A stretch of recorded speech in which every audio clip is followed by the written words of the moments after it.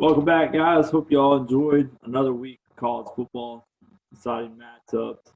Um, we had a couple of big top 25 matchups this week: Ohio State, Indiana, Wisconsin, Northwestern, Oklahoma State. So those games were really exciting to watch. Some of the other competition, not so much. Kind of teams doing what we expected from them. So I'll go ahead and start it off. Yeah, Florida at Vanderbilt. This game was just kind of what we expected out of it. Florida's kind of dealing with the last time they went on the road, a major road game. They played Texas A&M, and they had a bunch of coronavirus cases right after that. So Florida did some really odd things this week. They dressed at the hotel, and they didn't go into the locker room. They stayed on the sideline during halftime. So it was very, very bizarre. But they came out a little sluggish. They kind of weren't in their, game day routine, all that. Offense started catching fire. Defense is just, it's completely unexcusable at this point. I've tried to, keep an eye on it, talk about it, but it's absolutely inexcusable for Florida. Not their defensive effort and not being able to stop teams, but the fact that they just can't even get in position. They don't even line up. Like they have guys that don't even see like the slot receiver is the best player on the team, and they got him still on the other side of the field with nobody over top of their best player, and it's like a quick slant on every play. Florida's got to get their defense somewhere consistent and put players out there that understand the defense and what they're trying to do. But other than that, Florida rolled again. Another game without Kyle Pitts. They should have him back next week against Kentucky, but didn't stop Florida scoring all sorts of receivers. Kyle Trask, his 4 touchdowns per game streak came to an end, but he also surpassed numerous records this week. I think he's now number 1 in the SEC through 7 games. On touchdown passes, he has. He's eclipsed every Florida team since Urban Meyer came to campus, except for one, the 2008 team, in touchdown passes alone, and he's only at game 7. So that's pretty impressive when you think what Florida was able to do with Tebow and Chris Lee. Yeah, just one of those games. I imagine you didn't catch this, Chad, and Ohio State at the same time. And, yeah, I wasn't watching pretty much. I was just watching the Ohio State-Indiana game at that time. I kept up with the scores and everything like that. And it was a little bit closer than I expected it to be, especially at the beginning there. But, yeah, I looked at the stats. It looked like Kyle Trask had another awesome game. So, Matt? Yeah, I was paying attention a little bit more to this game just to see what was going on. But Kyle Trask just had his way with Vandy, and it was just an easy game for Florida all around. Yeah. Florida just – they looked like they weren't motivated to play the game. Yeah. And Mullen said that in the post-game press conference. And he mentioned it in the Wednesday press conference that he felt like they were kind of just inconsistent this week. They weren't really taking it seriously. Mix that in with all the crazy precautions they were doing with the COVID. It ended up being what we expected at the end. All of us had Florida in that game. Chad, you want to break down the Ohio State game? Yeah, so Indiana traveled to Ohio State this weekend, number 9 versus number 3 matchup. As an Ohio State fan, it was a strange game. Started off, Ohio State looked real good for the first few minutes. I mean, defense got off the field quickly. First 2 plays, 75 yards, Garrett Wilson for a touchdown. So started off real hot. And then Indiana started to play pretty tough, especially defensively. Made Justin Fields look mortal for once. He looked – I think I messaged you guys some of the stats for Justin Fields in the first quarter, and then all of a sudden he goes to throw 2 picks. I think in the first quarter yesterday he threw a total of 3. So Ohio State jumped out ahead pretty far. It was 35-7 at one point going in. I think that was the beginning of the third quarter, and then as you guys saw the final score, Ohio State only won 42-35. So Indiana scores 28 to 7 points in the second half of the game. They fought hard, and I'll tell you this, I never want to see Ty Fryfogel's name again because he terrorized our secondary. He had over 200 yards receiving. Michael Penix threw for 491 yards. That is the most passing yards on Ohio State's defense since 1985, by the way. So it was a game where, you like to see Ohio State play a good team and kind of get a feel for what they look like. But I'll tell you this, if their secondary plays like that for the rest of the year, that is not a national championship contender team. As much as I want it to be, but there's definitely a lot of things that need fixed because when you hold a team to -1 rushing yards through 4 quarters and give up 491 passing yards and the game's still that close, I think there's definitely some things that need to be worked out. So. Yeah, I didn't get to catch much of the game, but I totally agree with you. You just got to look at the field, though. The teams that are still reasonably in playoff contention, though, I think they're all kind of carbon copies of each other. Mm-hmm. Not very good pass defenses and really good pass offenses. Mm-hmm. So, but yeah, Ohio State did what they needed to do. On to looks like they're pretty much a shoo-in now to make it to the Big Ten championship. Yeah. I think they're in no matter who gets there and plays them. But definitely interesting to watch to see if their pass offense or pass defense can improve. That.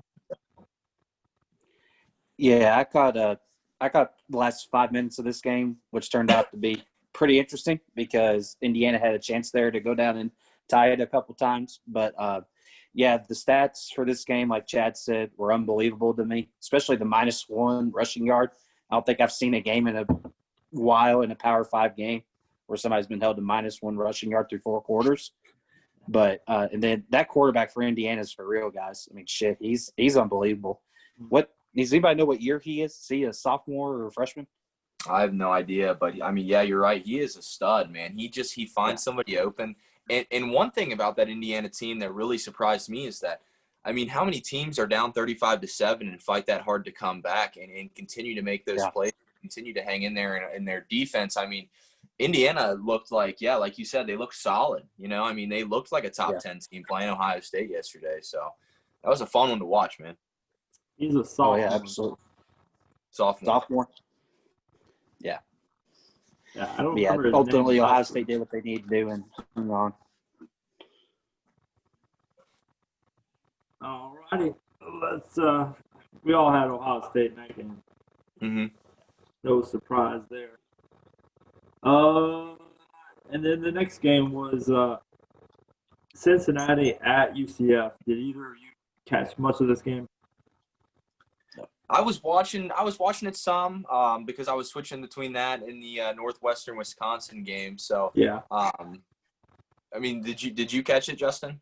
I caught bits and pieces of the first half because we were actually doing an early Thanksgiving yesterday. Okay. So, they had the Kentucky game on. I had no remote control to switch it off there. But yeah, I'm still blown away by Gabriel. He's such a great quarterback that UCF has. It's just unfortunate the talent has clearly dropped off since Scott Frost left town. But yeah, I mean, UC definitely got corrected themselves. I saw catch some of the highlights of the game. It looked like they, kind of got punched in the nose at the beginning, figured out what they wanted to do, and they were able to execute and consistently execute where UCF wasn't. Yeah. Did you catch any of this? So it was a shootout. I mean, it was, back and forth the whole game, close game all throughout. What I was most impressed by UC's defense, because I think I mentioned before last week that UCF, their offense was averaging something ridiculous, like 640 yards per game. I think they held them to around between like 350 and 380. I don't know the exact number, but they cut it in half what they're averaging. So really impressed me that UC's defense stepped up like that. And, yeah, I mean, they did just enough to get the job done in a pretty close game. Oh, yeah. Matt? Yeah, I unfortunately did not get to see any of this game because it was on started just right before the Kentucky thrashing at Alabama. But I wish I did because it looked like it was a real fun game to watch, and saw Cincinnati ultimately end up hanging on there at the end. And I guess does this pretty much ensue Cincinnati into the American Conference title game? I don't think they really got anybody else that's going to Tulsa. scare them. Yeah, Tulsa might be the only team that Yeah, I can think- compete with them.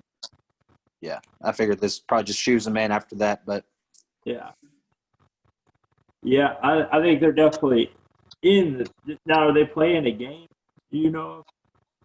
Yeah, so they would play Tulsa 2 times, I believe, at the Okay. end of the year if Oh, Tulsa yeah. wins out, like up until that game. I'm pretty sure. But I mean, Tulsa, I don't think they're on UC's level, but they're definitely, I think like the second next best in the American Conference as of right now. Wow. So this is the second straight year that's happened for UC, right? Yeah, so last year was Memphis, and they lost to Memphis both times, the last week of the season and then the American Championship. Man. okay. Yeah, I forgot they still hadn't played Tulsa yet. That game got postponed. I completely forgot about that. Mm-hmm. Play them back to back. And that's looking to be maybe a top 20 matchup. If Tulsa wins out. Tulsa's 24 right now. UC, I didn't. What did they move them? Did they move them at all? Or are they still 7? I didn't check Still it seven. today. Okay. Still 7. Okay. They're still 7. Yeah. Yeah, I think people have a lot of respect for going and beat UCF at home, regardless of what UCF's record is.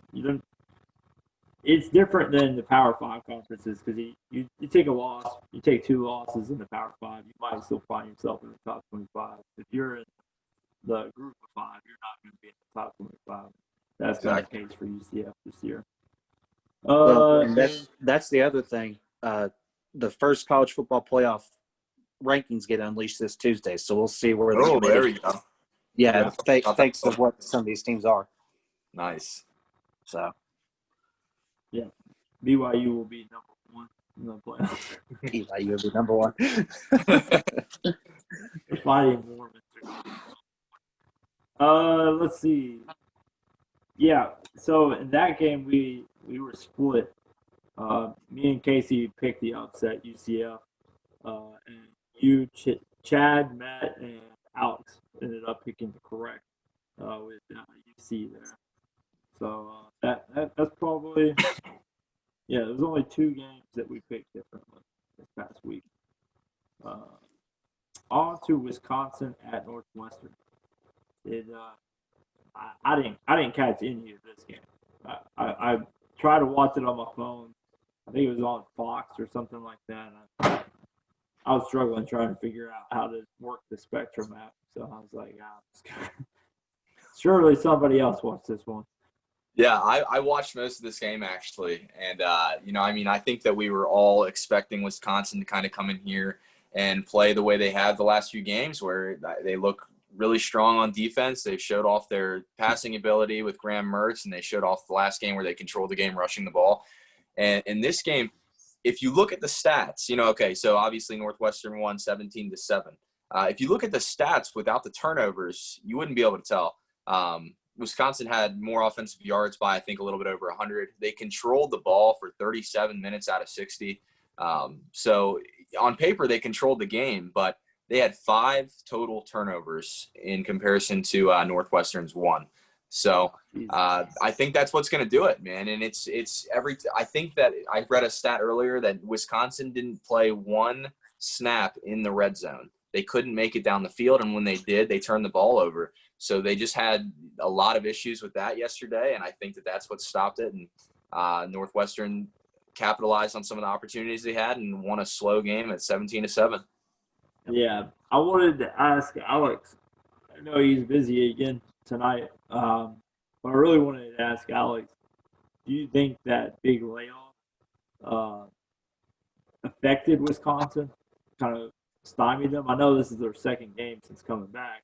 They had to win over Michigan, but I mean, it feels like Wisconsin week 1, was it more so a revelation just playing Illinois and being the dog crap out of Illinois, or is it, just sluggish game after having all those weeks off, or is it just with Northwestern coming out and just punching Wisconsin in the nose? Yeah. I mean, like I said, I think it's mostly the fact that Northwestern's just the best defense that Wisconsin has played this year. And I'm not saying that they're the greatest, but they are the best defense that Wisconsin compared to played. Michigan and Illinois, they're Exactly. winning. And I think that it was kind of a testament to the fact that that's true, that Northwestern has a pretty tough defense. And, like you can tell by the score, if they had a good offense too, it would have been a lot uglier, but they only capitalized a little bit on some of those offensive opportunities. So they created more turnovers. They were hungry for the ball on defense, and they just kept getting their offense shots. And it was just not Wisconsin's day on offense. Oh, yeah. Matt, did you catch any of the stat line on this or see anything that popped out to you? Yeah, I caught the highlights late last night before I fell asleep, and saw a couple of Mertz's INTs that he threw, just making freshman mistakes. And like Chad said, I mean, I didn't know they ultimately had 5 turnovers, but you turn the ball over 5 times in any game, that's pretty much a destiny that you're going to lose. So, but this is an old Big Ten slugfest, is what it looked like to me. So, what about on the flip side? What do we see from Wisconsin's defense, Northwestern's offense? Peyton Ramsey looked pretty solid at quarterback for Northwestern. He didn't really make too many mistakes. Like I said, they played slow. They didn't have the ball for a lot of the time. Wisconsin held the ball for 37 minutes out of the 60, so they just had to capitalize with the little bit of time that they did have with the ball. They turned the ball over, actually. Their only turnover was in the game was a fumble on like the 1-yard line rushing in. So that was their only turnover that they had. It was just a slow game for the offenses, but they did a better job at ball control on Northwestern side, obviously. Yeah. All right, moving right along. We all had Wisconsin, so I think we all took an L. Yeah. That week for that game. Matt, you want to break down Kentucky at Alabama? Well, boys, I'm not going to waste your time too much with this. This was ugly. It was ugly all but the first probably 5-6 minutes. Kentucky was moving the ball pretty quick there on Alabama's defense. Had a couple of chances there to get in the end zone, but, of course, Eddie Grant's famous play calling bit us in the ass again. So, like I said on Twitter after the game, Justin, I'm sure you saw it. If this offense continues in Gainesville next week, Grant should be fired and left in the swamp and just let the alligators have their way. Absolutely. It was awful, man. I was waiting for the one play that Kentucky was going to have that was going to turn the momentum completely back to Alabama and just fuck us over. And once that bad snap went over our holder's head, it's like, yep, that was the play I was waiting for. And Bama rattles off freaking 56 straight points because they were up 7-3 at that time. Chad, did you see that play? I did not see that play. I'll tell you the truth. So I saw the group chat, and I saw Matt's text about how he said that, they should be winning that game or they were playing real good for the first few minutes. And then when I went to check on the score, it wasn't worth turning on. No, it wasn't. Chad, you missed one of the most Kentucky things that you've ever seen in your life, man. You'll have to send me the play. I want to see it.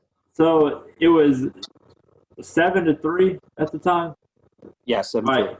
So first off, Eddie Grant again doing Eddie Grant things, right? Just stupid decision making. Now Alabama did get away with the pass interference on that second down play. But anyway, so Kentucky's forced to kick a field goal here. And they're already like they've had, Max Duffy, their punter, is the snap holder, and he's out for coronavirus. Their kicker is god awful. I don't know how you can keep up with this dude is trash. Like he missed I can't remember what game it was. Oh yeah, the Ole Miss game where he missed the extra point, missed the field goal to win the game, missed everything. Anyway, the long snapper, I couldn't see it because I only got the one replay. I didn't see like 5-6 angles or anything like that. But it looked like the long snapper just straight snapped the ball to the 50-yard line on a field goal. He like all of a sudden you're seeing the ball just flying over placeholder's head, and He it's thought it was just a punt. 50-yard line. Hilarious. So here's the situation. At the time, correct me if I'm wrong, Matt. I was 1 or 2 beers in at that point, but there was I think they showed a stat line where it said that Kentucky had 11 minutes of time of possession, and Bama had 4 minutes of time. Kentucky doing what Kentucky does, right? Killing you because you can't get out there on the field. Like they just run the ball effectively enough, and they can keep in rhythm and keep sustaining drives.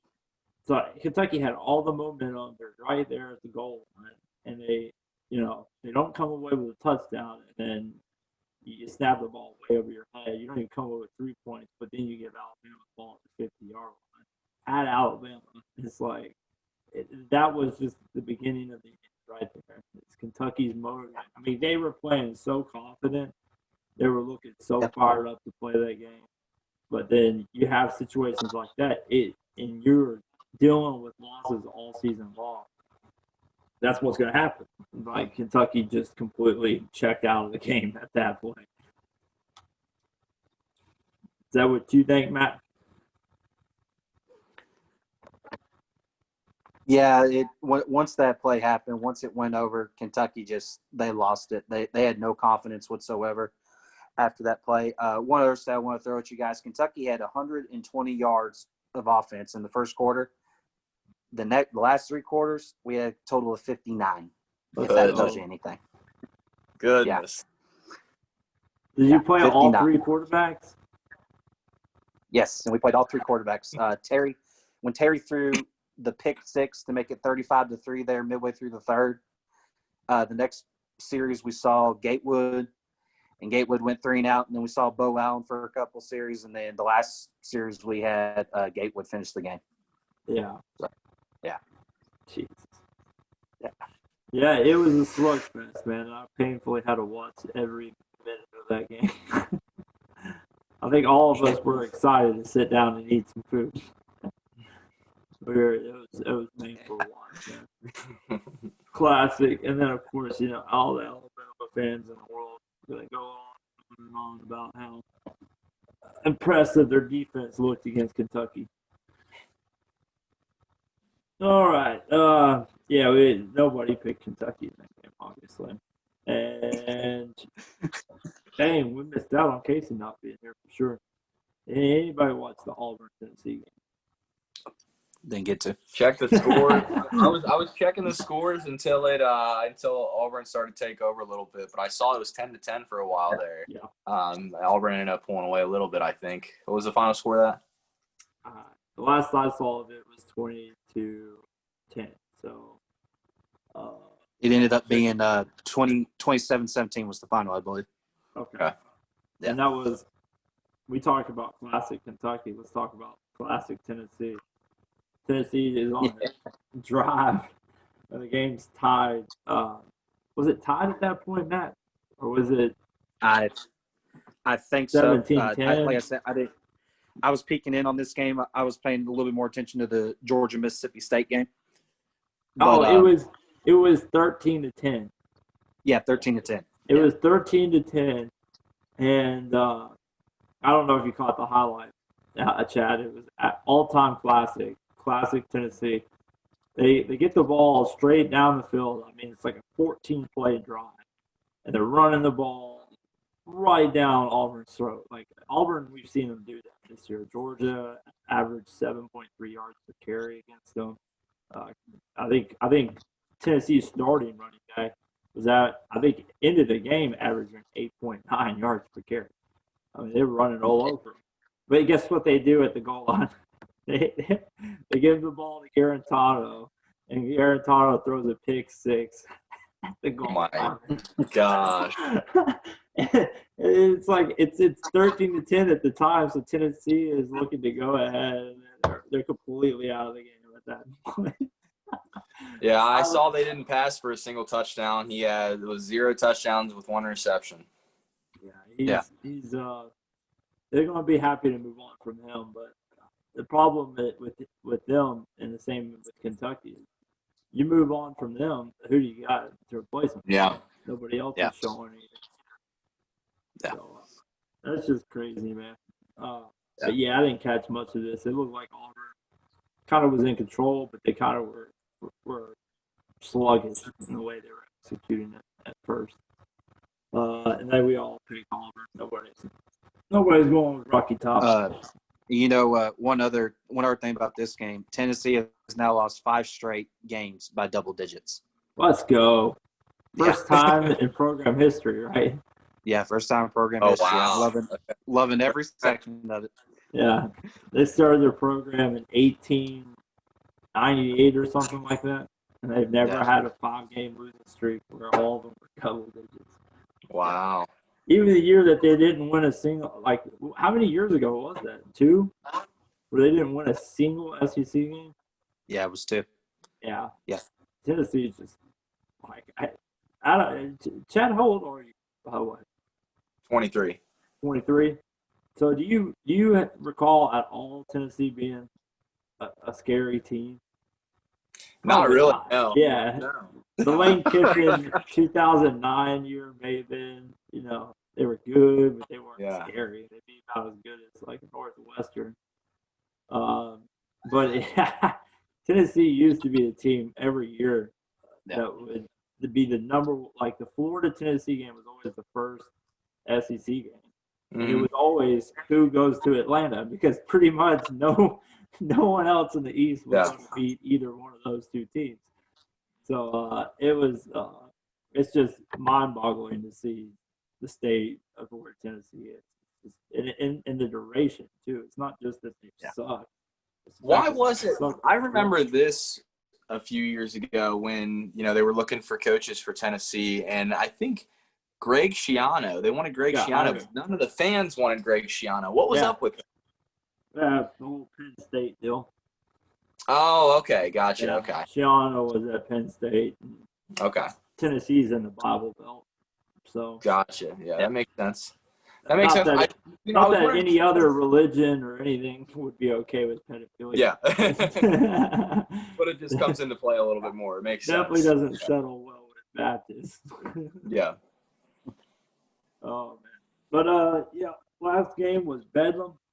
This game was very disinteresting. Oklahoma State completely had their wings clipped. They had no answers for Oklahoma's front seven. They had no answers for Oklahoma's offense. Oklahoma could do, from what I watched, and it just was never an appealing game after halftime. From what I watched, it looked like it was just out Oklahoma, having the stud. And it looked like Oklahoma State was a little gun shy too. Sometimes when you don't have a great history against a rival, a couple bad plays and stuff like that can really start seeding into your head, and your play really reflects that. Did anybody else catch this game more than I did? I was watching the wonderful game that was Michigan-Rutgers, but we can talk about that in a minute. But I watched the highlights, though, and it looked like Oklahoma, I mean, they started off hot, and they just took control of the game pretty quickly, both on offense and on defense. I mean, they were scoring, and then they were, 3 and outs on defense. They looked hot, and they looked like the better team. And I don't really think I think we all picked Oklahoma, right? I don't think anybody's surprised here. No, absolutely. Alex is the only one. I picked Oklahoma State. Okay. State, yeah. Okay. Yeah, I wasn't too surprised to see that, and it's not they're not two teams that I follow very closely. But I just, on paper and just like their resumes so far, it looks like Oklahoma's the better team, and I think that they proved that last night. So. Yeah. Matt, did you catch any of this? I peeked in on it a couple of times. I was like I said earlier, I was paying more attention to Georgia, Mississippi State. Yeah. But that's what I was watching. What a close game that was, surprisingly. But first time I looked in on it, Oklahoma was up 27-13, and then right before I changed the channel, they made it 34-13. Oklahoma was just having their way with Oklahoma State, like you guys said. And Oklahoma's been hot the last, 3-4 weeks now. And they just – and like Justin said on our preview video, this pretty much eliminates the Big 12 from going to the playoff. So because I saw the AP top 10 today, and there's no Big 12 team in sight. So, They all have 2 losses now. yep, they all got 2 Iowa losses. State has 1 loss in conference, but they played out of conference and they lost. I can't remember if that was like week 1. Yeah. But yeah, there's no way that you can't justify, especially. I mean, do you think Oregon's going to lose a game? They got 5 games on their schedule, and then they play USC, who probably will end up being close to the top 10 by the time they play. Yeah. Regardless of how you feel about either one of those 2 teams, they'll be getting in over a 2-loss Big 12 champion. So Absolutely. it's dead. There's no way. I mean, the sky would have to fall in college football. Yeah. Pac-12 would have to just straight up cancel the season, or Notre Dame would have to beat Clemson by 500 points. Yeah. Well, Ohio State would have to lose the game. And Ohio State losing to Michigan. or and Northwestern, yeah. Northwestern losing their last 3 games of the season. Then they have a chance. Yeah. But other than that, because even if all that crazy stuff happens, I mean, A&M hasn't played a single. They played 1 game since Florida. You know what I mean? They're they could just keep winning, or not playing games, and they'll end up over a 2-loss Big 12 champion. So yeah, they're out. Yeah. But yeah, Chad, why don't you give us a little bit of Matt? You tell us about Mississippi State and Georgia. Chad, you tell us about Michigan Rutgers. We got 4 minutes. Yeah. Man, who would have thought that Michigan Rutgers was going into triple overtime? I'll tell you that before that game, I'm thinking, okay, here's a chance for Michigan to come out with Cade McNamara at quarterback. That's what I wanted to see, because he's obviously the better of the 2 that they've been playing around with. And I said, okay, so they'll come out and they're going to prove that they're not awful. They're not a terrible team. But for some reason, and this alone makes me question why Harbaugh is not being talked about everywhere about losing his job. Joe Milton came out as the starting quarterback once again. And it doesn't make any sense. If I was a Michigan fan, I would be pissed to see Joe Milton walk out of that tunnel again and go run and, be the starting quarterback. That's nutty to me. Last week, Cade McNamara outplayed him by far. Just give the dude a shot. You're playing Rutgers for nothing. You're not ranked. You're not going to be ranked. Just give Cade McNamara a shot. And that's what happened. After half, Joe Milton was playing terribly, and Cade McNamara came out. They came back from a deficit, and he played really good. I mean, he was looking like a great quarterback. There was no issues. I don't think he turned the ball over once. He threw for a few hundred yards. Pretty good rating. And they ended up winning the game in triple overtime. And I'm not saying that's something to be proud of, if you're a Michigan or a Michigan fan, because I don't think Rutgers is at that level yet that they should be beating Michigan. But with that being said, I think that there is hope for the future for a Michigan fan in Cade McNamara. I think he looked good, and I think that he's the answer. And if he doesn't come out starting next week, they should fire Harbaugh before the game starts. Yeah, totally. Bring back Brady Hoke, right?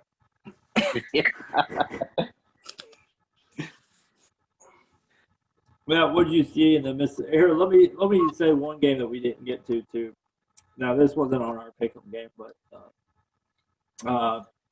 that Missouri South Carolina game, I think I'd rather drink the whole bottle of gasoline before ever watching that game. That's the game.